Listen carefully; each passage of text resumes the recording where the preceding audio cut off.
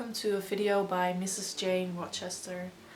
Today I'm going to talk about these 1760s stays that I've made, which are fully boned and made as historically accurate as possible.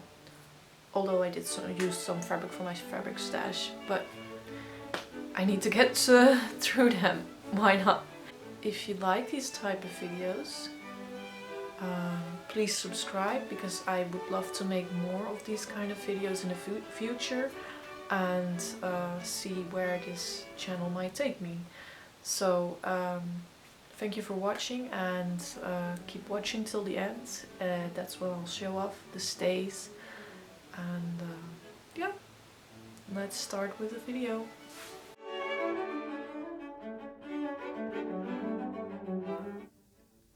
The pattern I used comes from the book Patterns of Fashion 5.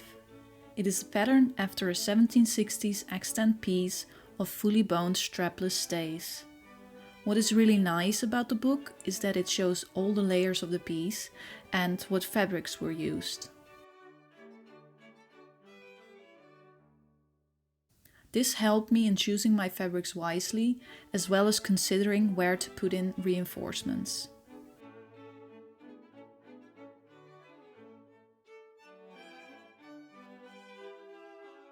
I copied the pattern from the grid and sized it up to real measurements. I started off by making almost no adjustments to the pattern.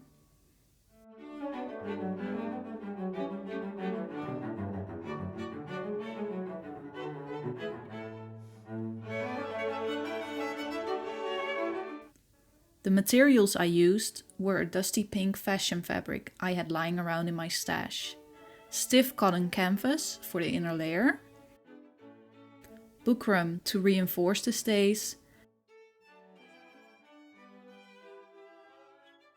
and a lilac lightweight cotton for the lining. For the boning, I used plastic whalebone from Germany, off-white bias tape for the binding, purple ribbon to cover the seams, and lilac thread for contrast.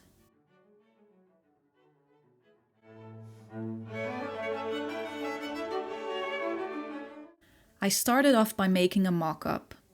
I used the cotton fabric from my fabric stash and cut out the pieces, adding some seam allowances.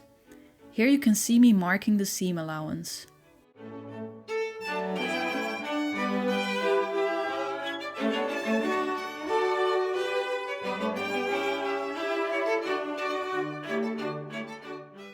The most fun part of this project was creating the boning channels.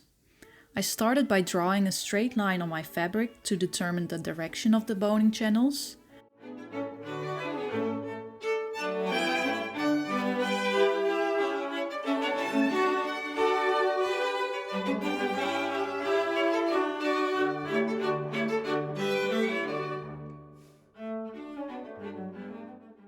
And after doing so, I grabbed my plastic boning and determined how wide the boning channels had to be with a pencil.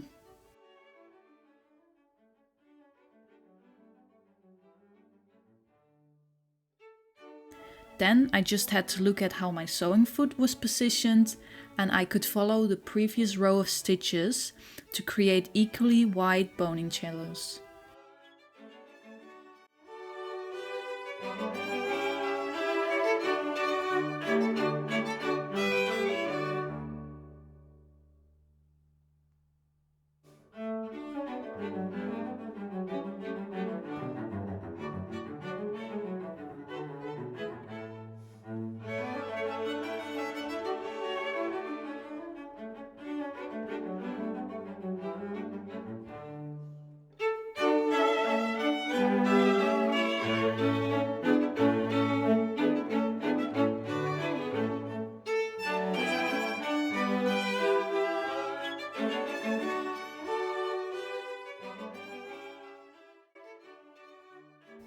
When all the channels were sewn, it was time to cut the boning.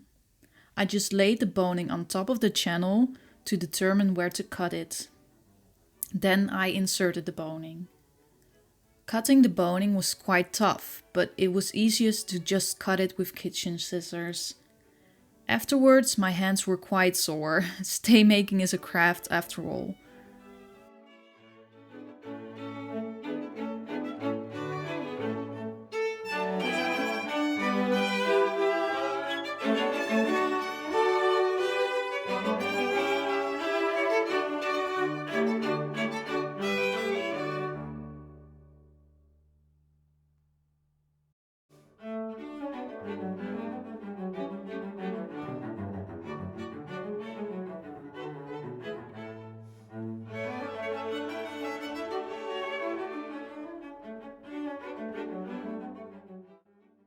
When I inserted all the boning in the different pattern pieces, I sat down to sew down the seam allowances. This will create a firm edge and will help when sewing the pattern pieces together. I did this all by hand, and so it took 2 days, I think, to finish it.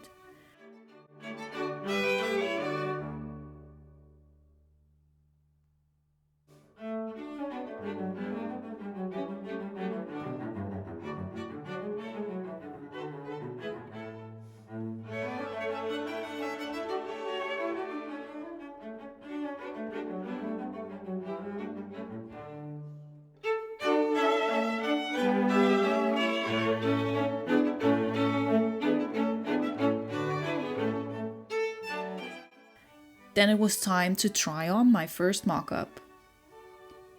For the first mock-up, I did not sew the boning channels closed. It was quite painful to get it on actually, because I kept stabbing myself.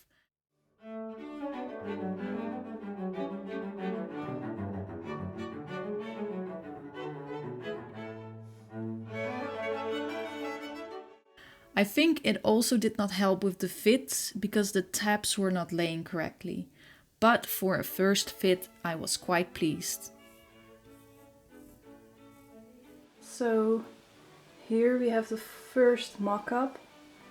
As you can see, it's pretty messy, but there's a fit. It's pretty stiff. I feel like the balloons, the plastic balloons that I used, are a bit too rigid. As you can see, I haven't finished these tabs, but they are not smoothing over my hips. And in the extant piece in the book, you can see that it smoothly goes over the hips. So yeah, and it's a bit too short on me, so I want to elongate the pieces so that it can form better over my hips. And the back, as you can see, there's a bit of a gap at the waist, but I'm not that worried about that. For me, the top, it's too big on me, and that can be due to the chest piece being too big on me, but I'm probably going to, I think, only adjust the back side. So at the top, make it an inch shorter on each side at the top, because here these peaks, they fit quite good actually. So yeah, for the first mock-up it's alright. I think I'm gonna make a second mock-up with lesser balloons or a fewer balloons, and I might consider reed as boning instead of plastic boning, because it's a bit too stiff and I want it to, you know, fit correctly to my body and maybe be a bit more comfortable, as this is supposed to be a very, you know, comfortable corset. And it is comfortable, I just want it to fit correctly.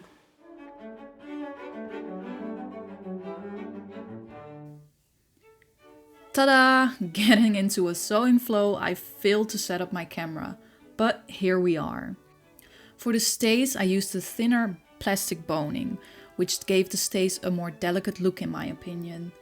I sewed all the boning channels shut and cut the seam allowance to maybe 2 or 3 millimeters. And I had also gone and sewed the eyelets by hand. On the inside, I sewed in some reinforcement pieces. The belly piece I made from buckram and was inspired by the extant piece. I reinforce the seams with a piece of cotton at places where there is a lot of tension. Afterwards, I also decided to reinforce the seams at the top and add an extra horizontal boning to the chest encased in buckram. Now it was all down to neatening the stays. I started with sewing on the ribbon to cover the seam allowances. I did this by hand and used a similar color thread as the ribbon.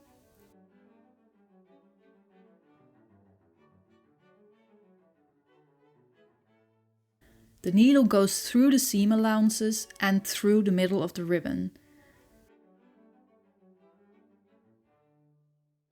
By using pinprick stitches, the stitches are less noticeable.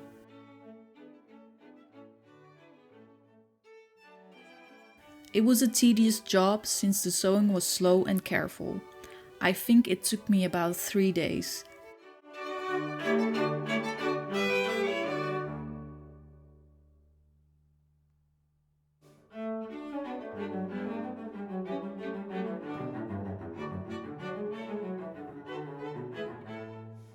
The ends of the ribbons were pulled to the back and whip stitched to the inside.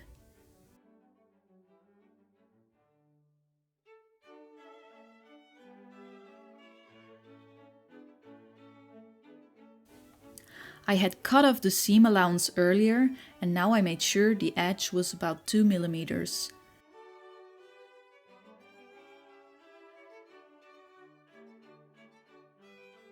The bias tape covering the edge is about 5 millimeters wide, so one fold will fit the edge nicely. To sew down the bias tape on the stays, I used a back stitch.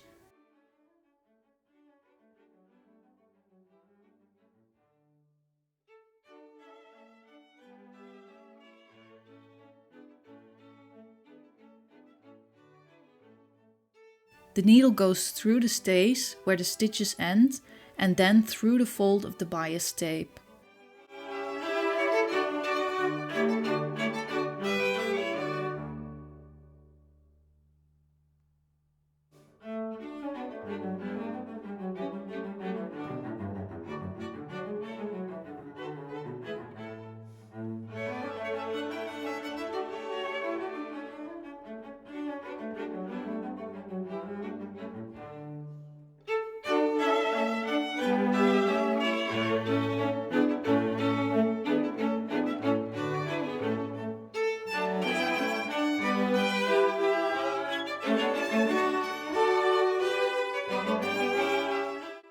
Sewing down the bias tape was probably what took me the longest in this project. It is all done by hand, and sewing around the tabs you have to be precise and patient. But the finish line of this project was getting closer, so I felt encouraged to soldier on.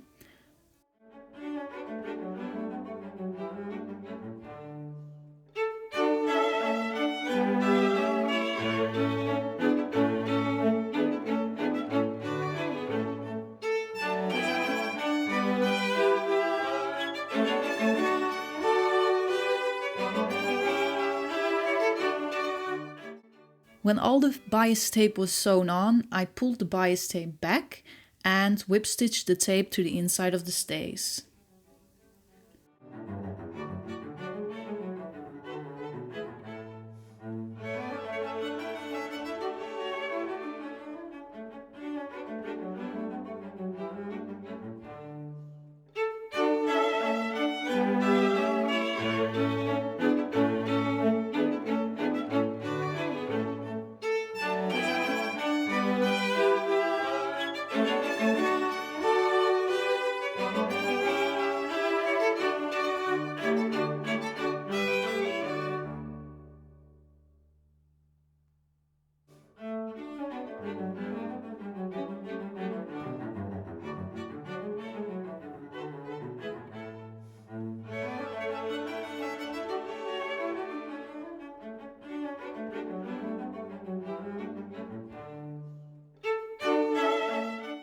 The final task of making the stays was the lining. I cut out the lining for the tabs first. Since they are odd shapes, it is best to sew these in first.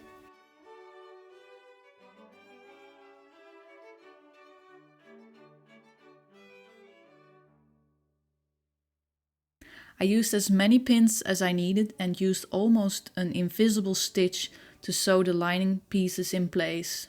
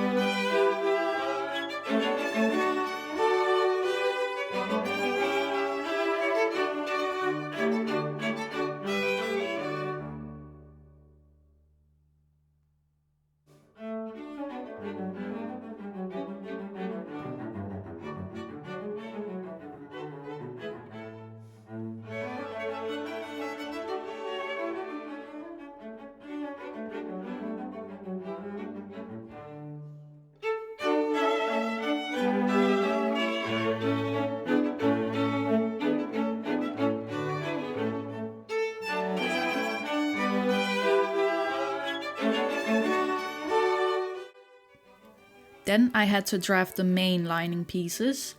I did this by placing a white piece of paper on one side of the stays to determine where the first lining piece would end.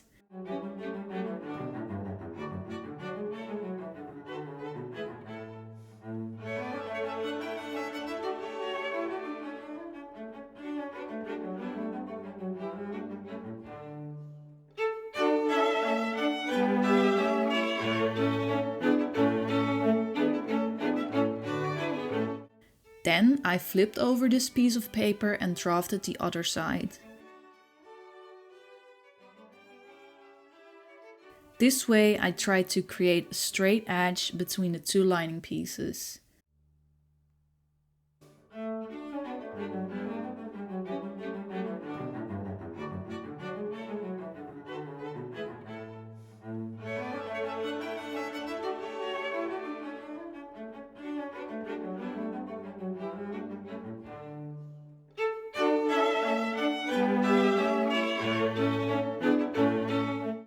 The centerpiece was cut on fold. I sewed down the side pieces first,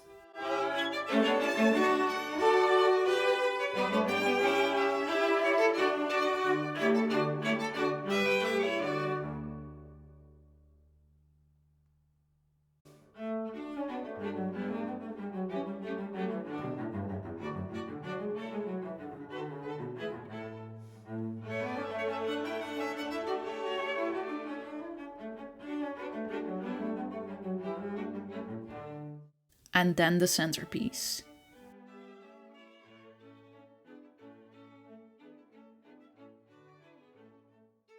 Now the stays are finally finished and ready to be revealed.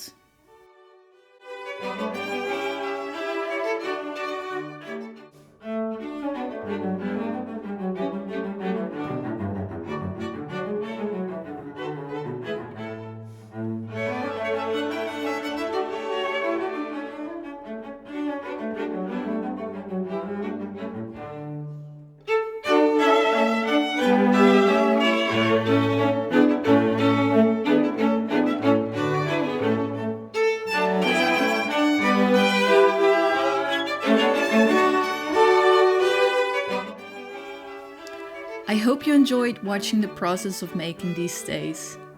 See you in the next video.